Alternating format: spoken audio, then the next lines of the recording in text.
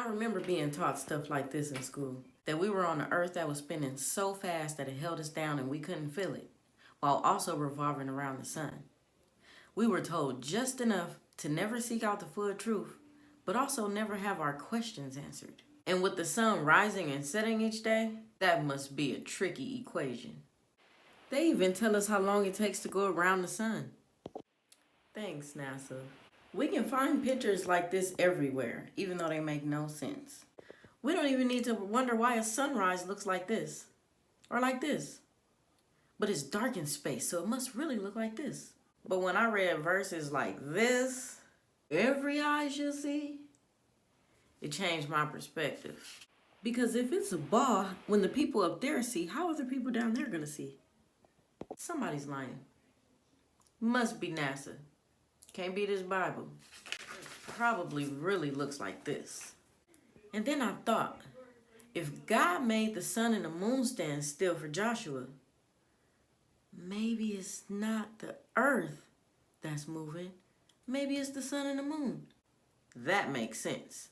After all, have you ever seen a moving footstool? In the days of Christopher Columbus, he thought that he could convince everyone that the world was round because he saw the boats getting smaller and knew that it couldn't be flat because they'd be falling off. He figured if he sailed around, he would come out on the other side and make it to India, which is why when he landed in America, he called the natives Indian. Admiral Byrd enjoyed exploring uncharted territories, so he stayed in Antarctica for a few years, finding enough resources to sustain the world for an innumerable amount of years. All those resources, and a country like America didn't step on it?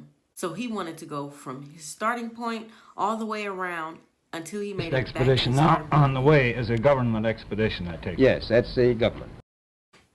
So you know once the government jumps in, it's a wrap. Yeah, they ended the whole thing. And instead of all the countries taking advantage of those resources there, they came up with the Antarctica Treaty. He came back from his last expedition in 1956. The treaty began going into action in 1957. Then they started landing in space and going around the moon and everything.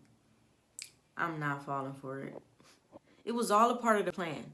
If we can get people to stop thinking about the firmament, they won't wonder what's on the outside of it or who put us in there. Also, if we can get people to go out into space, then we can convince them that there's an alien invasion at the end of the world and have people fighting against the Most High, thinking that they're aliens doing a justice for the world. Is the earth flat? But it's definitely not a round ball.